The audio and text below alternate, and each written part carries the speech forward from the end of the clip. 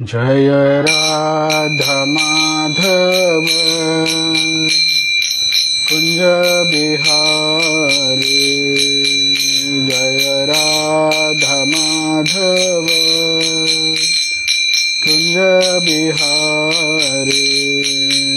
जय गोपी जन वल्लभ गिरिवरधारी। गोपी जन वल्लभ गिरिवरधारी। जय यशोदनंदन व्रज जनरंजन। जय यशोदनंदन व्रज जनरंजन। जय यमुना तीरावनचारी। जय यमुना तीरावनचारी। जय राधा माधव कुंज बिहारी। जय राधा माधव कुंज बिहारी। जय गोपी जन वल्लभ गिरिवरधारी।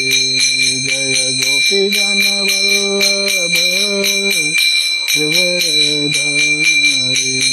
जय यशोदनंदन व्रज जनरंजन। यशोदनंदन व्रज जनरंजन। जय यमुना तीरावनचारी। जय यमुना तीरावनचारी। जय राधा माधव जय बिहारी। जय राधा माधव कुंज बिहारी। हरे कृष्णा कृष्णा कृष्णा हरे हरे। हरे राम राम राम हरे हरे। हरे कृष्णा कृष्णा कृष्णा हरे हरे। हरे राम राम राम हरे हरे। हरे कृष्णा कृष्णा कृष्णा हरे हरे। हरे राम राम राम हरे हरे। हरे कृष्णा कृष्णा कृष्णा हरे हरे। हरे राम राम राम हरे हरे। हरे कृष्णा कृष्णा कृष्णा हरे हरे। हरे राम राम राम हरे हरे। जय राधा गोपीनाथ राधे। जय राधा कुंज बिहारी राधा कुंज बिहारी राधे। जय गौर निताय गौर निताय जय गौर निताय। जय जय प्रभुपाद जय जय प्रभुपाद। जय जय गुरुदेव जय जय गुरुदेव। निताय गौर हरि बोल हरि बोल निताय गौर हरि बोल। निताय गौर हरि बोल हरि बोल निताय गौर हरि बोल। श्रील प्रभुपाद की जय। हरि नाम संकीर्तन की जय। जय ओम विष्णुपाद परमहंस परिवर्जकाचार्य अष्टोत्तरशत श्री श्रीमदेसी भक्तिवेदांत स्वामी श्रील प्रभुपाद की जय। इस्कॉन संस्थापकाचार्य श्रील प्रभुपाद की जय। जय ओम विष्णुपाद परमहंस परिवर्जकाचार्य अष्टोत्तरशत श्री श्रीमद् भक्ति सिद्धांत सरस्वती गोस्वामी महाराज श्रील प्रभुपाद की जय। अनंत कोटि वैष्णव वृंद की जय। नामाचार्य श्री हरिदास ठाकुर की जय। प्रेम से कहो श्री कृष्ण चैतन्य प्रभु नित्यानंद श्री अद्वैत गदाधर श्रीवासादि गौर भक्तवृंद की जय। श्री श्री राधा कृष्ण गोप गोपीनाथ श्याम कुंड राधा कुंड गिरि गोवर्धन की जय। वृंदावन धाम की जय, मथुरा धाम की जय, नवदीप धाम की जय, द्वारिका धाम की जय, जगन्नाथपुरी धाम की जय, गंगा माई की जय, यमुना माई की जय, भक्ति देवी की जय, तुलसी देवी की जय, सामवेद भक्तवृंद की जय। All glories to the all glories to the assembled devotee, all glories to the assembled, all glories to Guru and Gaurang. Gaur. Om Namo Bhagavate Vasudevaya. Om Namo Bhagavate Vasudevaya. Om Namo Bhagavate Vasudevaya. Narayanam namaskrutyam naram chaiva narottamam devim saraswatim vyasam tato jayat mudirayet nashtaprayeshu abhadreshu nityam bhagavata sevaya bhagavati uttamaśloke bhaktirabhavati naishtaki krishnaya vasudevaya devaki nandanaya cha नंद गोप कुमाराय गोविंदाय नमो नमः।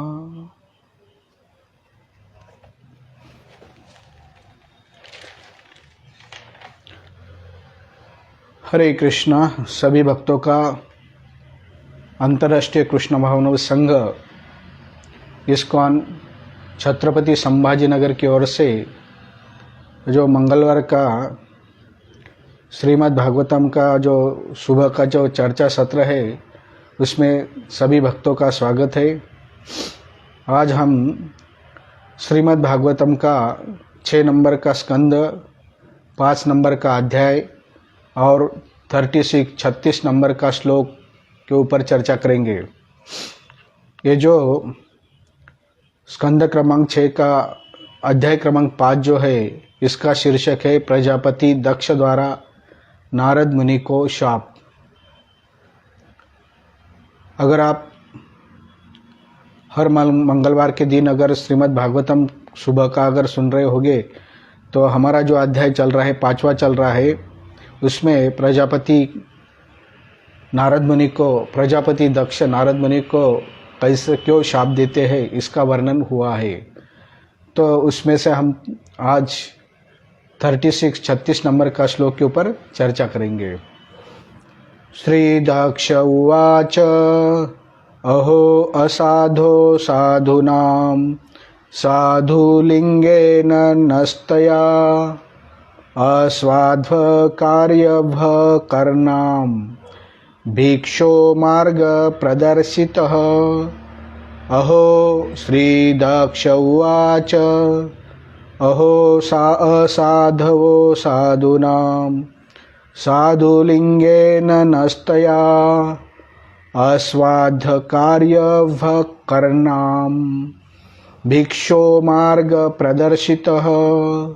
श्रीदक्ष उवाच अहो असाधवो साधूनां साधुलिंगेन नस्तया अस्वाध्वर्यभकर्णां भिक्षो मार्ग प्रदर्शितः। प्रजापति दक्ष ने कहा, हाय नारद मुनि, तुम संत पुरुष का वेश धारण करते हो किंतु तुम वास्तव में संत हो नहीं। यद्यपि अब मैं गृहस्थ जीवन में हूँ किंतु मैं संत पुरुष हूँ। तुमने मेरे पुत्रों को संन्यास मार्ग दिखाकर मेरे साथ निंदनीय अन्याय किया है।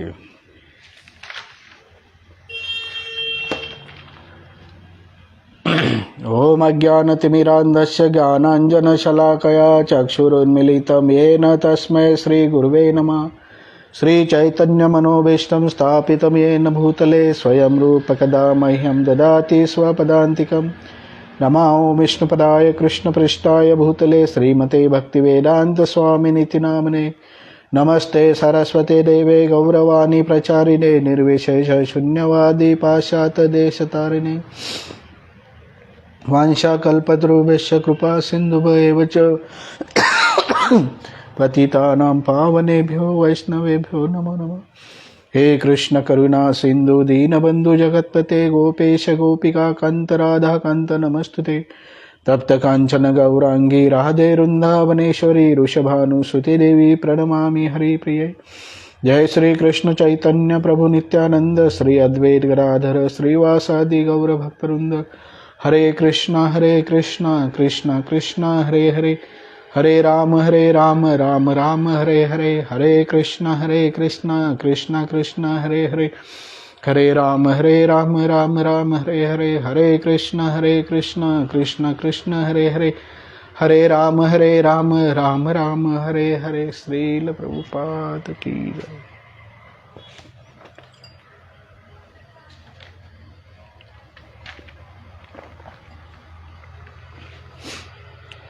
तो ये जो अध्याय है, प्रजापति दक्ष द्वारा नारद मुनि को शाप। प्रजापति दक्ष राजा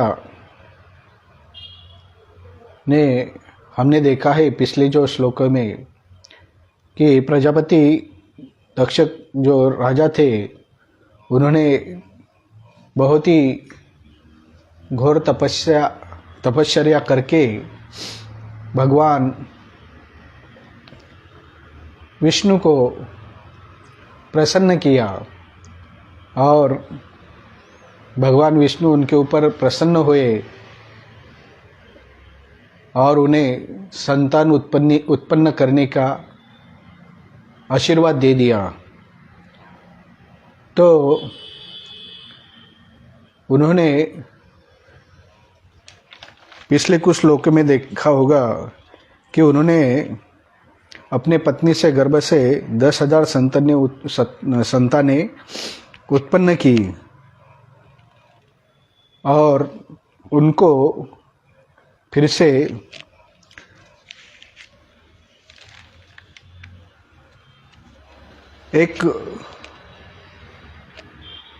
शुरू में उन्होंने 1,000 संतानें उत्पन्न की और उन्होंने उनको तपस्या करके गृहस्थ जीवन अपनाने के लिए उनको प्रेरणा दी। परंतु उसी टाइम पे जब ये उनके जो पुत्र थे तपस्या कर रहे थे तो उसी टाइम पे नारद मुनि आ गए। उन्होंने देखा कि इतने अच्छे ये जो व्यक्ति है उन्होंने गृहस्थ आश्रम नहीं ज्वाइन करना चाहिए या गृहस्थ आश्रम में नहीं जाना चाहिए, ये तो संन्यास आश्रम के लिए योग्य है। तो उन्होंने उन्हें प्रेरित किया कि आप संन्यास आश्रम ले लो और उनको समझाया कि आपके पास जो है वो उसका सही उपयोग संतान उत्पन्न करने के बजाय आपको संन्यास ग्रहण करके भगवत धाम चले जाना चाहिए। तो इससे दक्ष राजा बहुत क्रोधित हो गया और क्या किया, फिर से उन्होंने शोक कर रहे थे, फिर से उन्होंने और 10,000 संतान उत्पन्न की और उससे उनको आदेश दिया कि आप गृहस्थ आश्रम ये ज्वाइन करके संतान उत्पन्न करो। तो वही उनके जो पुत्र है अपने पिता की आज्ञा पालन करके गए।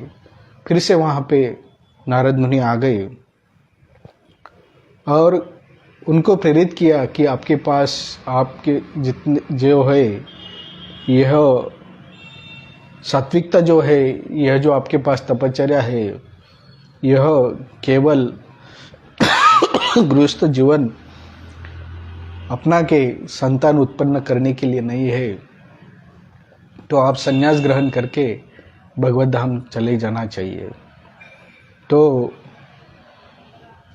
उनके जो पुत्र थे उनको समझ में आ गया जो नारद मुनि कह रहे थे।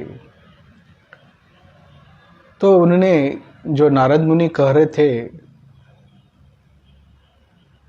वही किया, संन्यास ग्रहण करके भगवत धाम चले गए।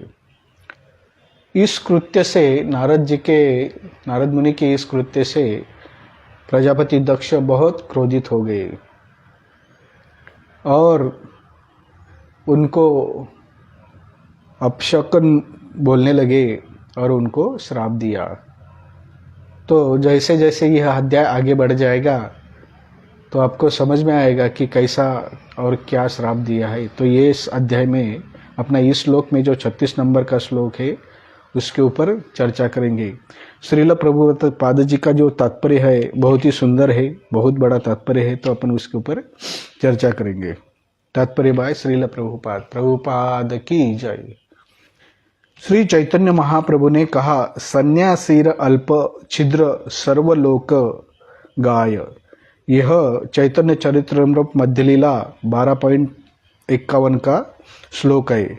समाज में अनेक सन्यासी, वानप्रस्थ, गृहस्थ तथा ब्रह्मचारी मिलेंगे, किंतु यदि वे सब अपने कर्तव्य के अनुसार उचित ढंग से रहे तो उन्हें साधु समझा जा सकता है।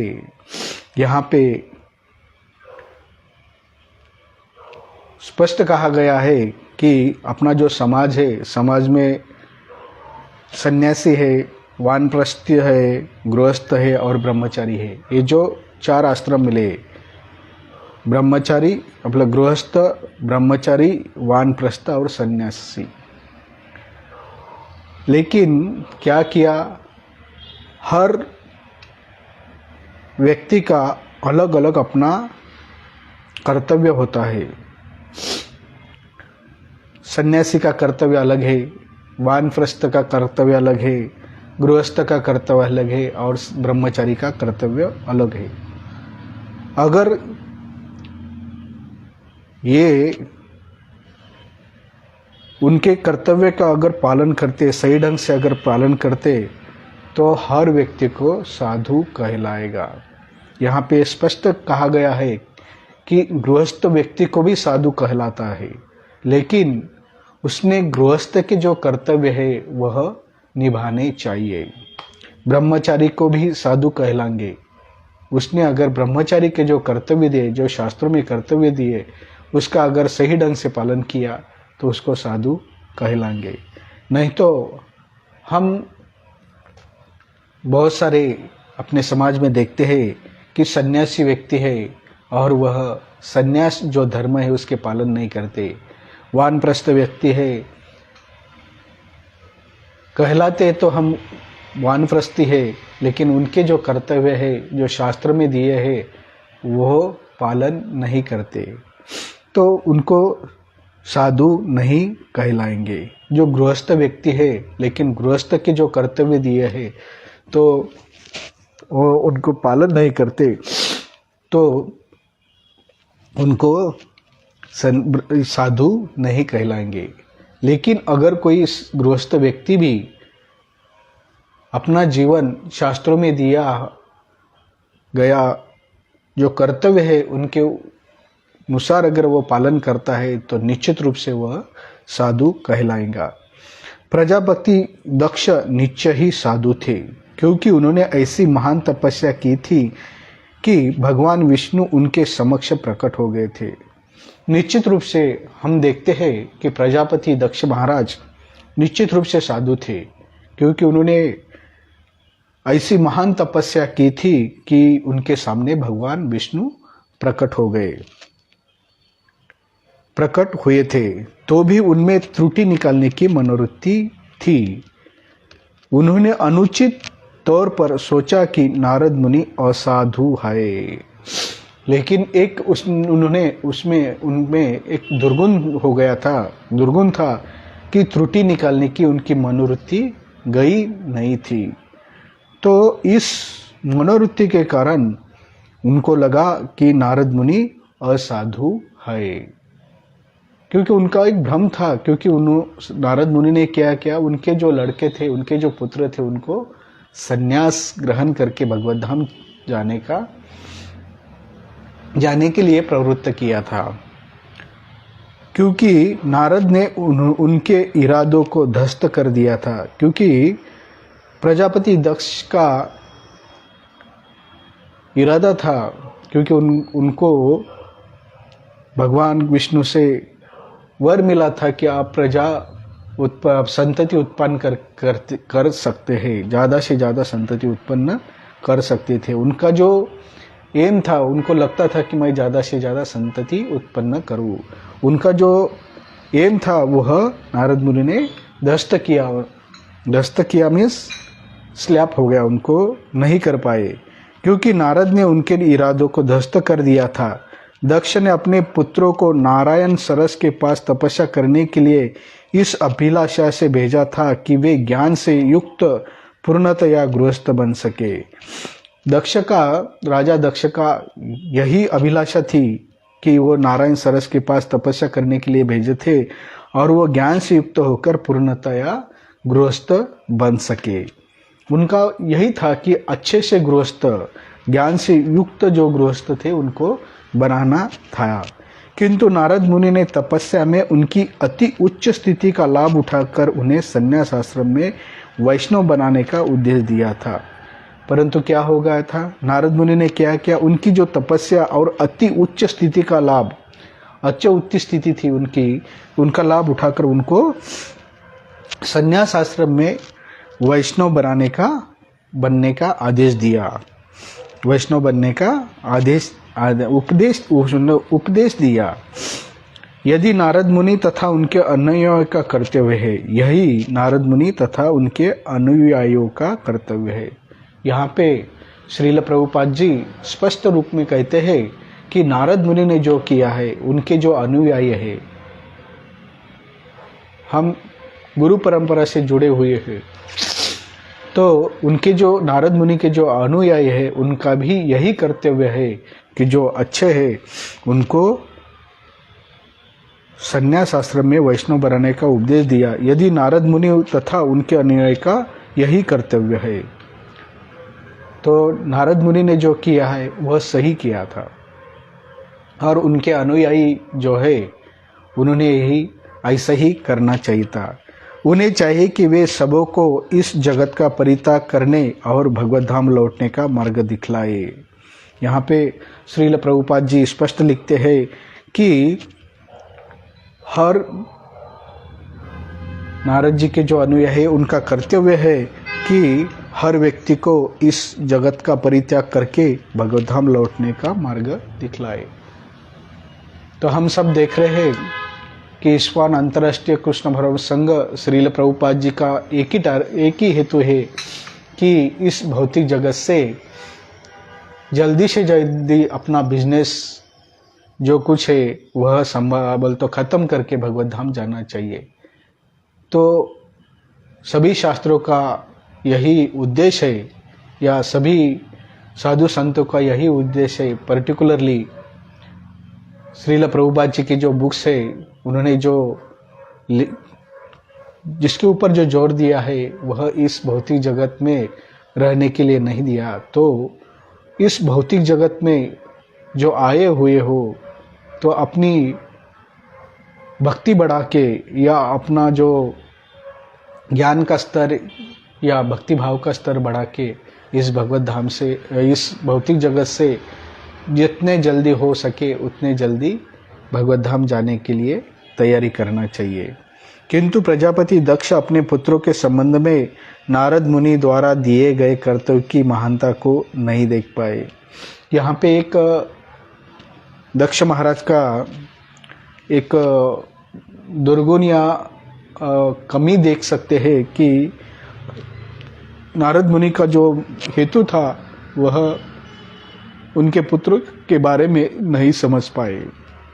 नारद मुनि के आचरण को समझने में असमर्थ दक्ष ने नारद पर असाधु होने का दोषारोपण किया, और इसका परिणाम क्या हुआ, नारद मुनि के जो आचरण किया था, उनके पुत्रों को संन्यास और वह भगवत धाम जाने के लिए जो प्रेरित किया था वह समझ नहीं पाए, और उनको क्या किया, उनको एक दोष लगाया कि आप असाधु हो।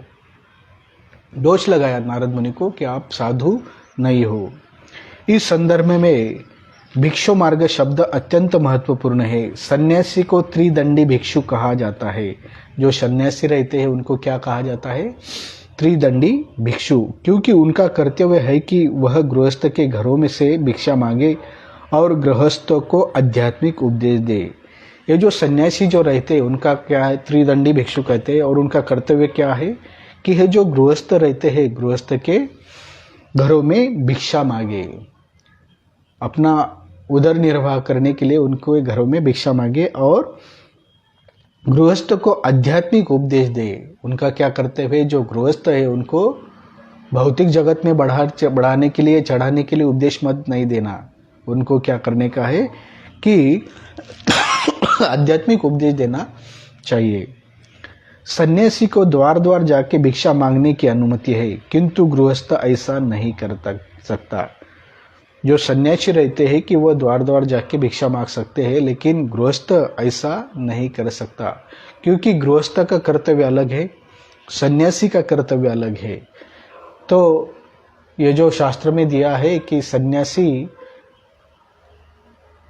पैसा नहीं कमा सकता या बिजनेस नहीं कर सकता या नौकरी नहीं कर सकता, उसका क्या कर्तव्य है कि गृहस्थ के घर जाके उनको आध्यात्मिक उपदेश देना, आध्यात्मिक स्तर पर उनकी जो ऊंचाई है वो बढ़ाना, न कि भौतिक जगत में बढ़ाने के लिए उनको प्रेरित नहीं करना चाहिए।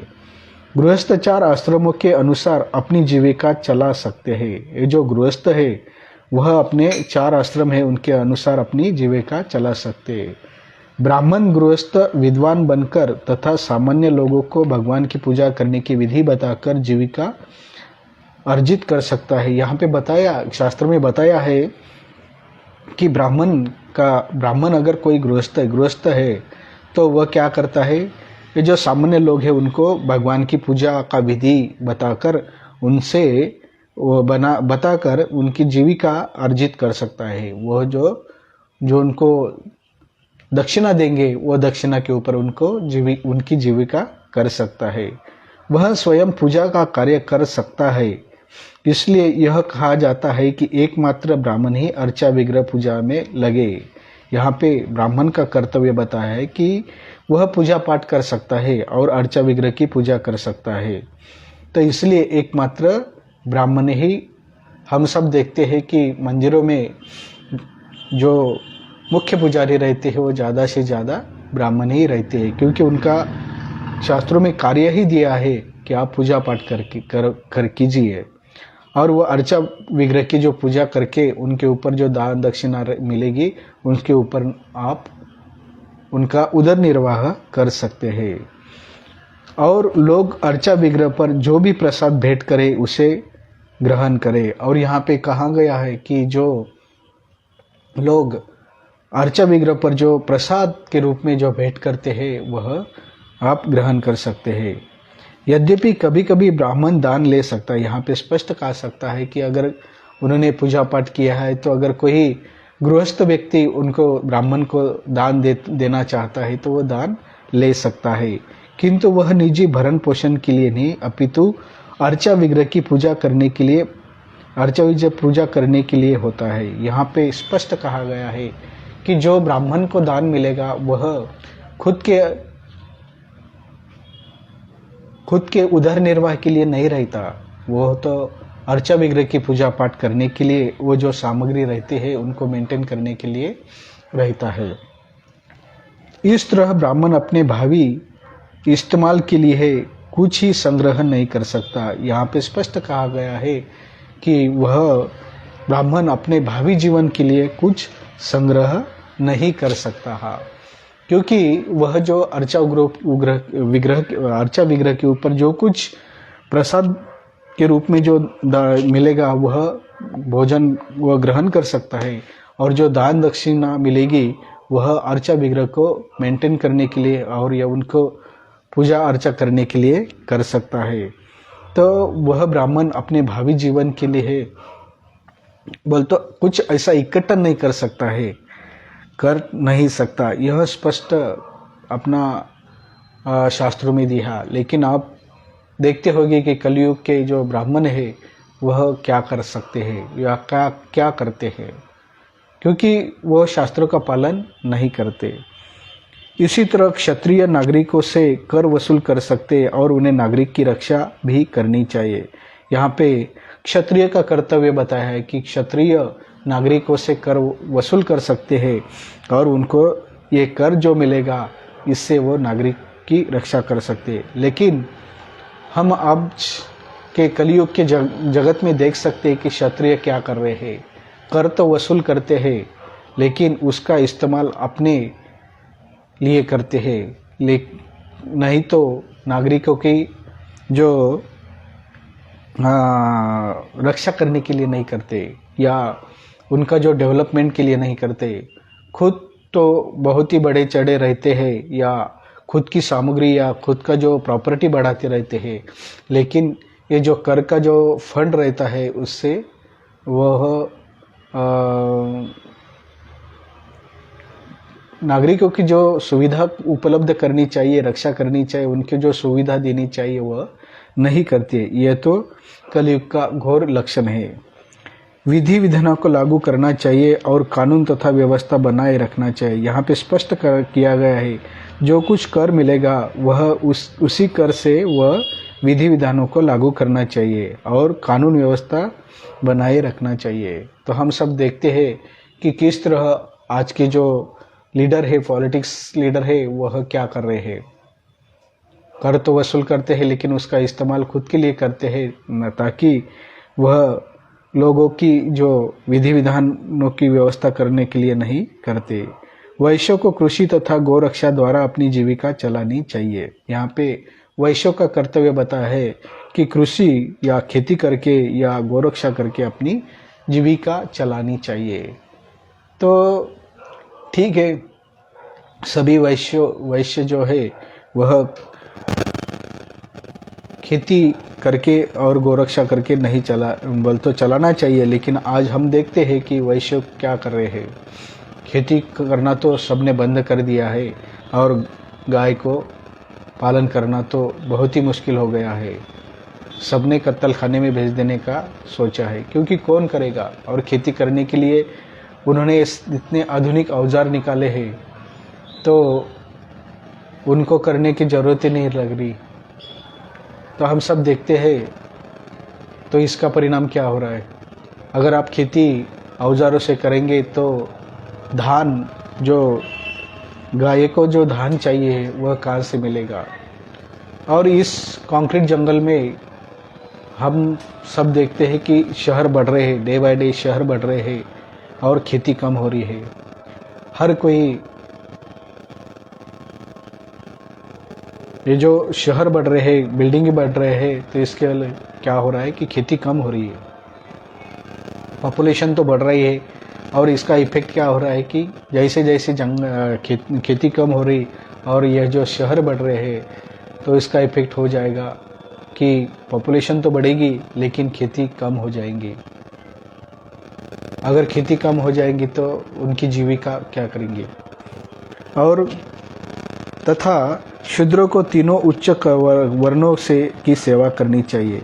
यहाँ पे शूद्र का कर्तव्य बताया है कि जो ब्राह्मण, क्षत्रिय और वैश्य है, इनकी सेवा करके उनका उपजीविका करनी चाहिए। यहाँ पे शास्त्रों में अति सुंदर वर्णन किया है कि हर व्यक्ति का क्या कर्तव्य है। ब्राह्मण, क्षत्रिय, वैश्य और शूद्र, ये जो 4 वर्ण है, इस वर्ण को कैसा अपना जीविका करना चाहिए ताकि यह समाज संतुलित रह सके। लेकिन आजकल हर कोई, ब्राह्मण हो या क्षत्रिय हो या शूद्र हो या वैश्य हो, हर कोई अपना जीविका करने के लिए बिजनेस या नौकरी करना चाहता है। और शास्त्रों में कहा गया है कि इस कलयुग में हर व्यक्ति शूद्र ही है, चाहे वो ब्राह्मण हो या क्षत्रिय हो या वैश्य हो। ब्राह्मण बने बिना कोई संन्यास ग्रहण नहीं कर सकता। यहाँ पे स्पष्ट कहा गया है, अगर आपको सन्यासी बनना है, संन्यास ग्रहण करना है तो ब्राह्मण बनना पड़ेगा। ब्राह्मण के जो गुण है, ब्राह्मण में जो गुण बताए हैं वह गुण अपने में लाने पड़ेंगे।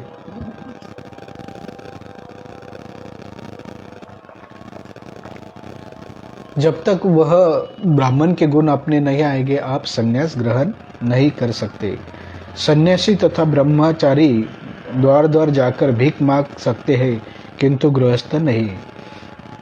प्रजापति दक्ष ने नारद मुनि की निंदा की क्योंकि द्वार द्वार भिक्षा मांगने वाले ब्रह्मचारी नारद ने दक्ष के उन पुत्रों को सन्यासी बना दिया था।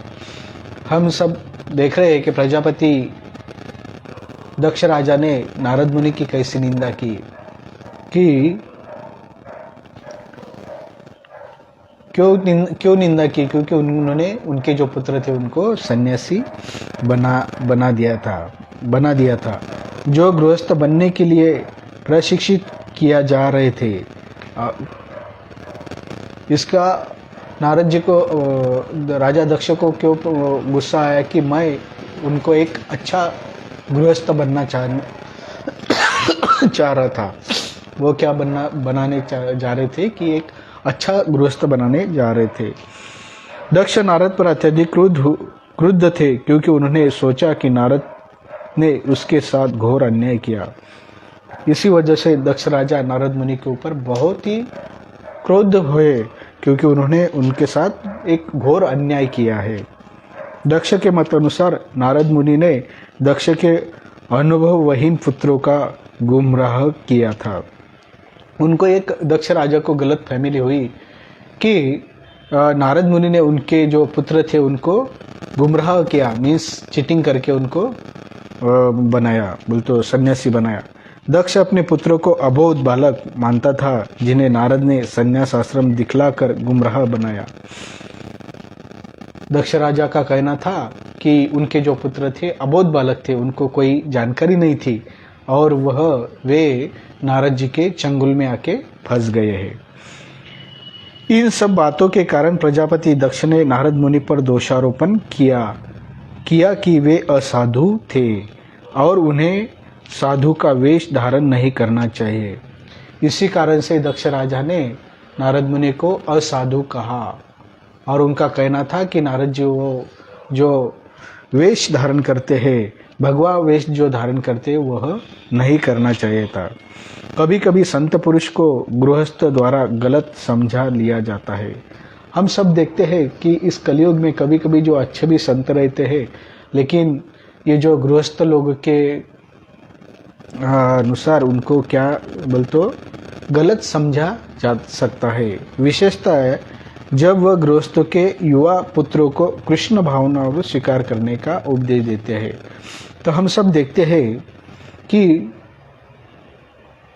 हम सब भक्तों का अनुभव रहा है कि इस्कॉन में जब ये जो सन्यासी है, ये जो अगर कोई नव युवक को अगर वह कृष्ण भावनाओं ने स्वीकार करने के लिए यहाँ भक्ति मार्ग अपनाने के लिए कहते हैं या आध्यात्मिक प्रगति करने के लिए कहते हैं, तो उनके जो माता पिता है वह बहुत ही क्रुद्ध हो जाते हैं।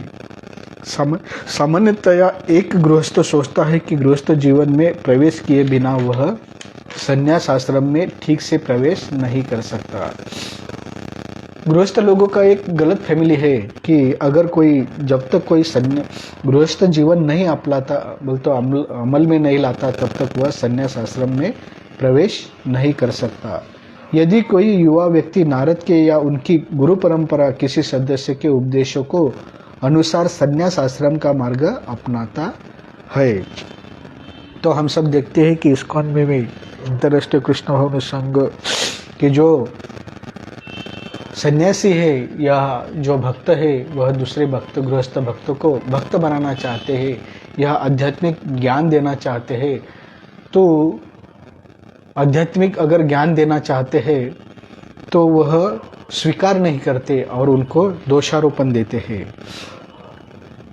तो उसके माता पिता आध्यात्मिक क्रुद्ध हो जाते। हम सबका अनुभव है कि कैसे वह अपने माता पिता क्रुद्ध हो। बहुत सारे ऐसी घटनाएं हैं कि इस्कॉन में बहुत सारी ऐसी घटना है कि जब कोई व्यक्ति या कोई नवयुवक इस्कॉन में आके सन्यासी बनना चाहता है तो उनको बहुत ही विरोध हो जाता है और वह कहते हैं कि अभी का जो टाइम है वह सन्यासी बनने के लिए नहीं है।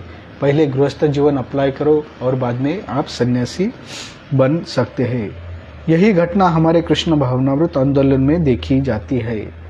यह जो नारद मुनि और दक्ष का जो प्रतिक्रिया है, दक्ष राजा की जो प्रतिक्रिया है, हम यह इस्कॉन में भी या अंतर्राष्ट्रीय कृष्ण भावनामृत जो आंदोलन है उसमें भी देखी जा सकती है। क्योंकि हम पाश्चात्य देशों के सारे युवा बालकों को संन्यास मार्ग अपनाने के लिए शिक्षा दे रहे हैं। यहाँ पे प्रभुपाद जी यहाँ पे स्पष्ट कहते हैं कि जब वे पाश्चात्य देश गए तो उन्होंने उनके जो नवयुवक थे उनको संन्यास मार्ग अपनाने के लिए शिक्षा दे रहे थे, तो उनको भी बहुत ही विरोध हो गया।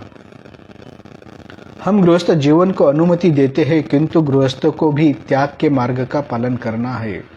यहाँ पे श्रील प्रभुपाद जी स्पष्ट करते हैं कि गृहस्थ जीवन जीना चाहिए, गृहस्थ जीवन की अनुमति है, नो प्रॉब्लम, लेकिन गृहस्थों को भी त्याग के मार्ग का पालन करना चाहिए। उनको क्या करना चाहिए? स्लोली धीरे धीरे त्याग करना चाहिए।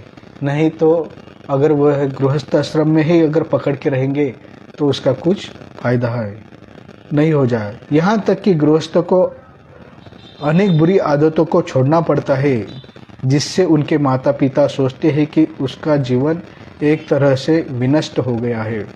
यहाँ पे कहा गया है कि गृहस्थ जीवन में अगर आप आध्यात्मिक प्रगति करना चाहते हैं या भक्ति मार्ग को अगर अप्लाई करना चाहते हैं तो आपको ये जो बुरी आदतें हैं वह छोड़ना पड़ेगी। तो हम इस्कॉन के जो भक्त हैं मांसाहार, अवैध मैथुन, जुआ तथा नशा की अनुमति नहीं देते। फलस्वरूप माता पिता आश्चर्य करते हैं कि किस तरह जीवन सकारात्मक हो सकता है। हम सब देखते हैं कि इस्कॉन में ये जो 4 नियम है उसका कट्टरता से पालन करना पड़ता है कि मांसाहार नहीं करना चाहिए, अवैध स्त्री संग नहीं करना चाहिए, जुआ तथा नशा नहीं करना चाहिए। तो कुछ माता पिता सोचते हैं कि ये तो उनका बेसिक है, खान पान का जो बेसिक है उसको ही अगर निषेध करेंगे तो कैसे जिएंगे। पाश्चात्य देशों में ये 4 निषिद्ध मार्ग एक तरह से आधुनिक उन्माद के प्राणधार है। यहाँ पे कहा गया है कि